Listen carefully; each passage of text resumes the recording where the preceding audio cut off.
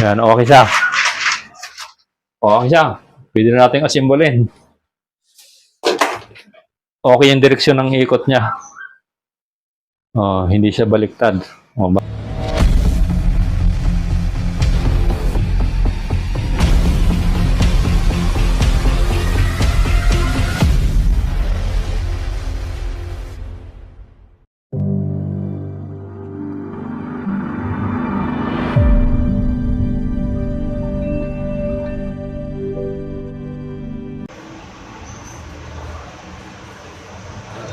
manipis na siya.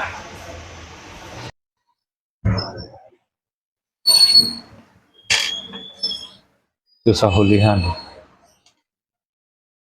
Spacer sa unahan.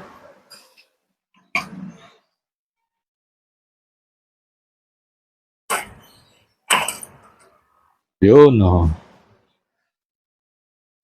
Tapos, winding.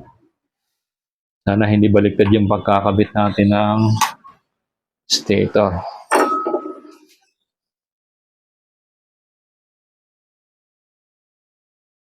Yan, walang sabit.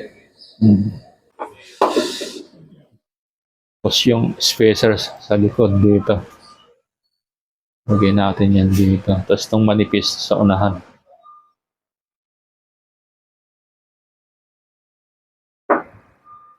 Tapos ito, titingnan natin. Tingnan natin to.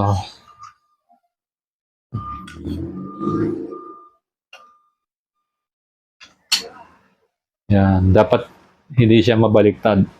Titingnan lang natin yung butas ito kung magkatapat. Yan, ito siguradong hindi yan baliktad. Kasi pag baliktad, mag-uulit ka niyan.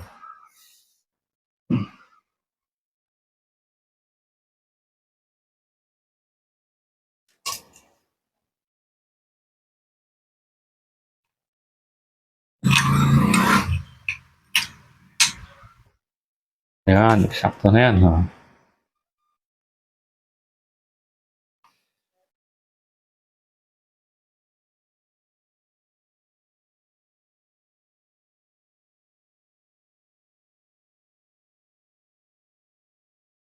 Tingnan natin kung hindi tayo magbabawas ng washer.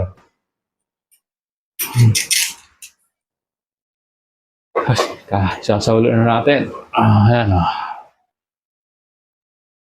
Ganyan lang. Oh.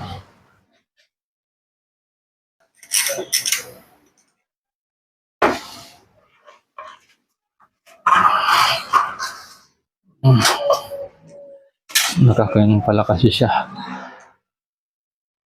Kapag hindi lumuwag ang ikot nito, magbabawas tayo ng washer.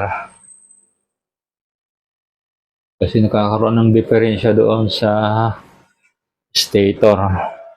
Experience ko na sa pag-aayos ng ventilador. Pag hindi makuha sa bawas washer, yung hélice niya, yung propeller, babawasan natin yan. Bawas-bawas lang tayo.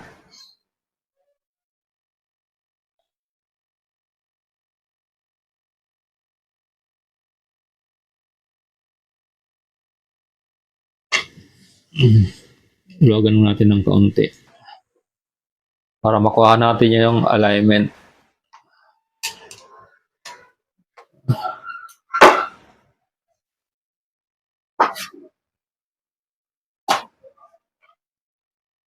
Lang, konting kuan lang, konting pukpuk lang. Masikip.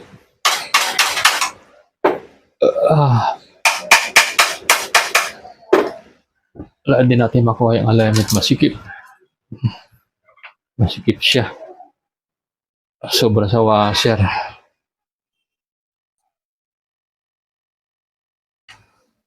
Sobra sa washer.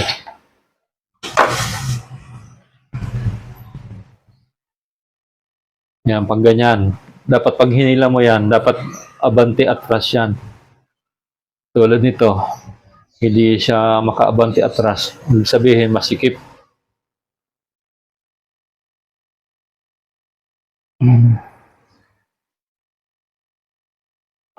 Lumubo na kasi yung propeller kasi siya, nainita na. Babawasan natin yung propeller para lumuwag.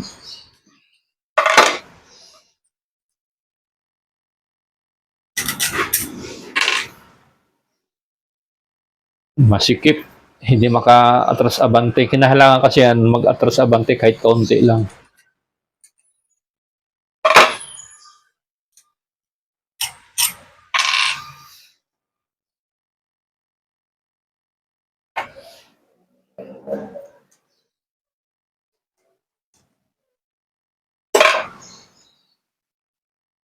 Kahit anong kapupukpok natin yan, hindi yan luluwag. Kasi masikip siya. Tanggalin mo natin yung winding. Baka malaglag pa.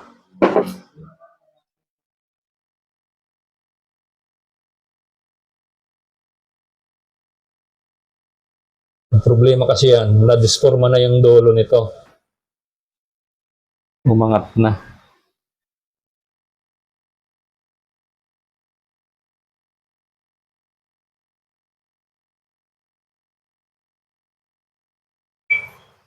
Babawasan natin.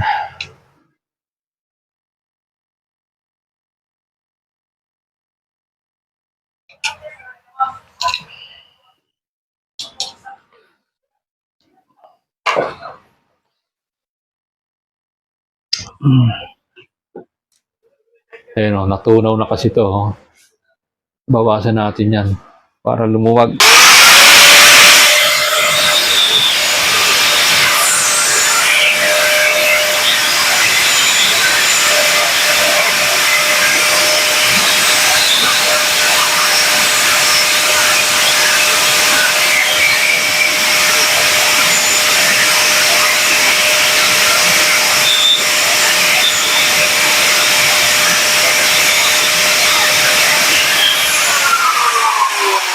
Kita naman yun, disformado na. Oh. Kaya sumisikip doon sa ating ventilador.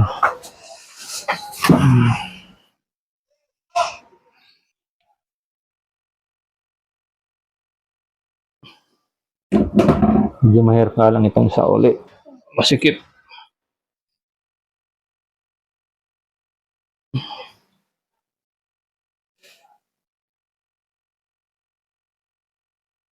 Ayan. Yung isang lang bawasan natin.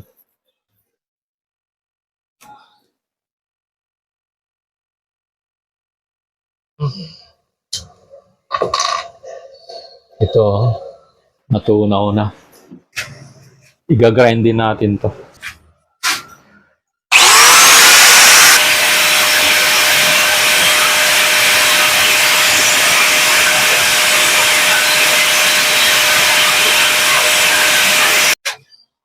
Plastic lang kasi to.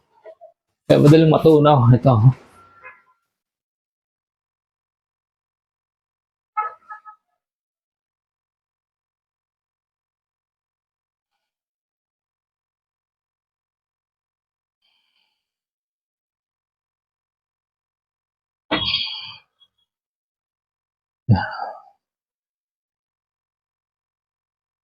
Lagay natin yung spacer.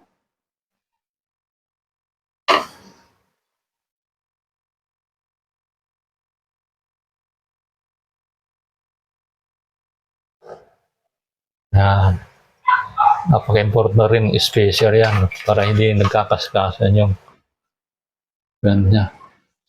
Ano. Tapos balik natin yung winding.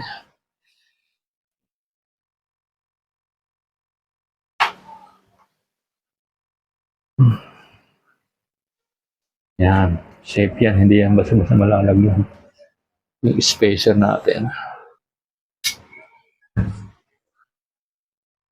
Kaya dalawang spacer dito sa likod kasi ito yung sumasangga dito. Kasi pag nag-ikot yan, ang tendency kasi yan papunta dito yan.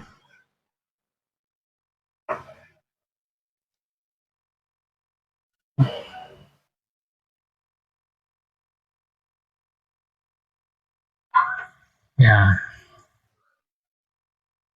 Yung winding hindi naman baspas sa malalaglag. Yung dalawang spacer okay na.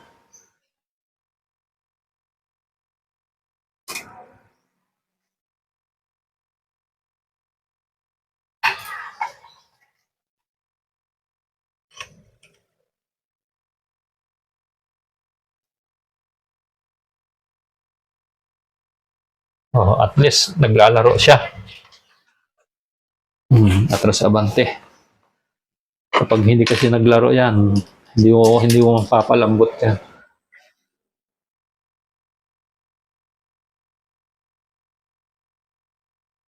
Kaya sumikip yan, natunaw na yung plastic na propeller.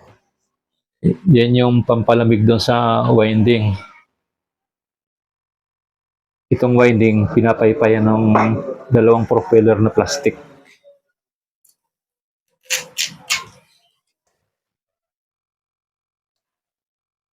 Tapos kakabit natin yung hélice. Para makita niyo kung malambot na o matigas pa.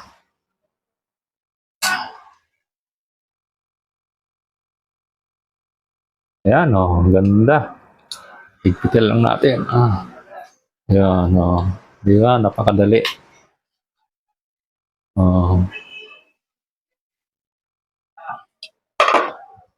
Kapag yung ventilador natin at natunaw yung propeller, yung propeller, ito yung pumapaypay dito sa winding para hindi umilit yung winding. Kailangan problema, pag masikip na yung bushing, yung ganito, kapag masikip na, umiinit yung ventilador, kaya natutunaw sila. Pero kung okay na may mechanical niya, yung mga propeller, hindi kayang tunawin yan ng init ng ventilador.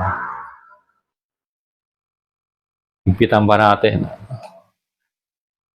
Yan. Kailangan kasi nahigpitan yan. Pag-hipik natin, dahan-dahan lang. Ayan. Hanggang sa mahigpitan natin lahat. Yan, maganda yung ikot niya. Yan.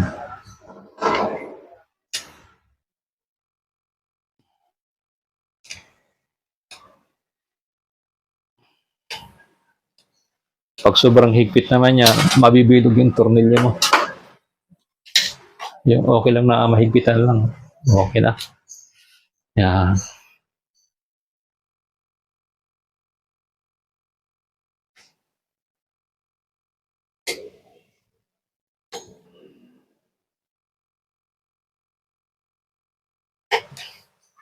Ito yung stopper sa hélice.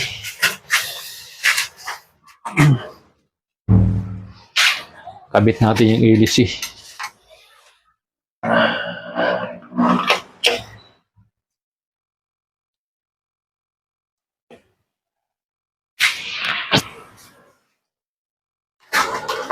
Ito yung propeller natin.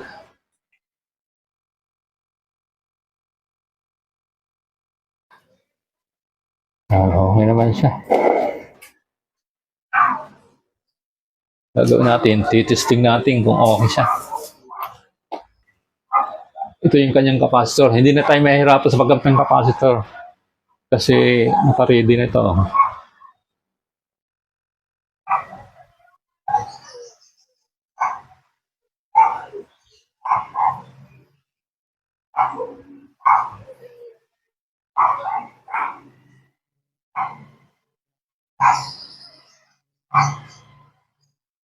Hindi pa natin parehas para sigurado.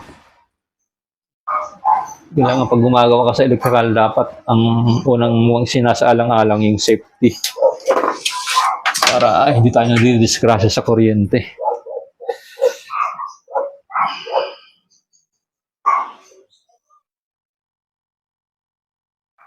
Ganyan lang muna.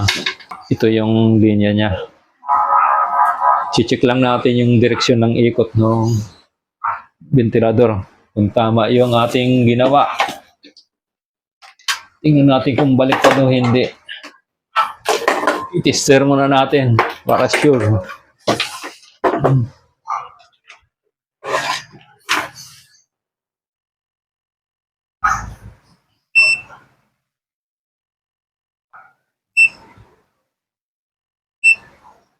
tayo sa ohms? Green line, tapos 3, tapos yung black. Yung red, yung 3, yung black, yung 2.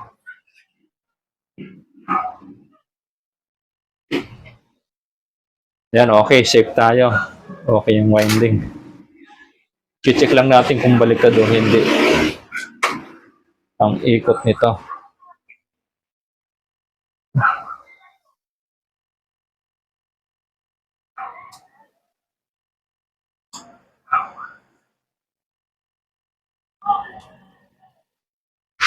Yan, okay siya. Okay siya. Pwede na natin asimbolin. Okay yung direksyon ng ikot niya. Oh, hindi siya baliktad. Oh, babalik na natin. Tanggalin natin tong hélice.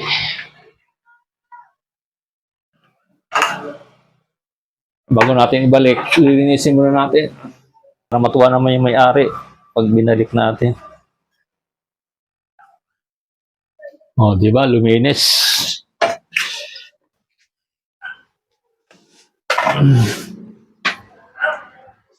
Ito, ibabras natin para matanggal yung mga dumi-dumi. Yan. Asaulin na natin.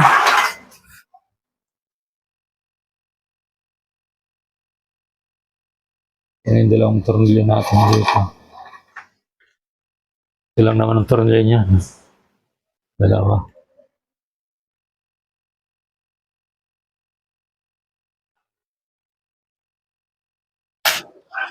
O, dapat kompleto tayo sa gamit para madaling mag-prepare. Huwag natin higpitan para hindi tayo mahirapan magsauli.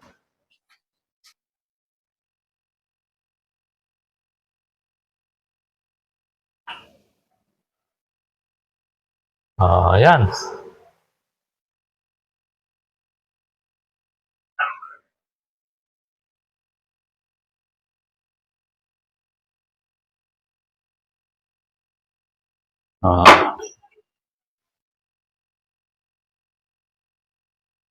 Yan o.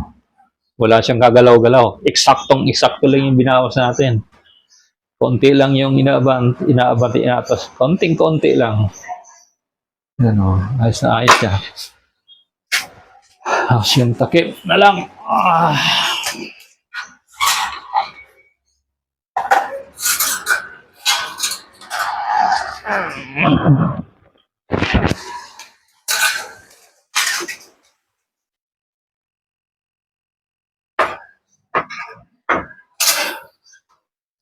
Yung sa bandang likod.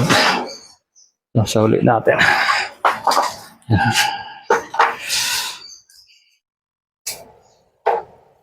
Nasa natin para masimot yung ano. Malinis na. Oo.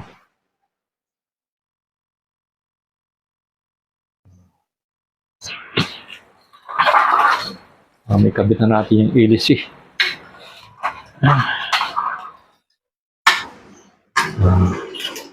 Titingnan natin to.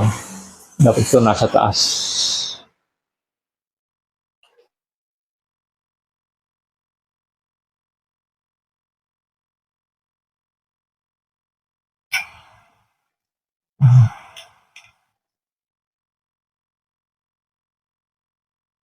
Yan o. Tapos itong lock. Galak na natin yun siya.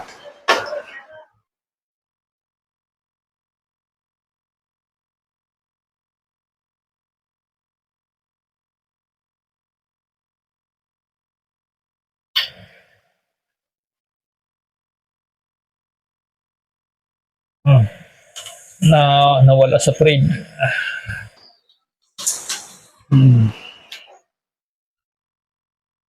Yan. Nawala na sa frame.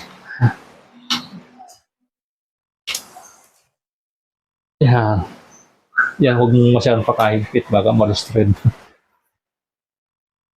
Tapos meron tong hotmon. Itatapat mo doon sa hotmon para hindi ka mahirapan magsauli.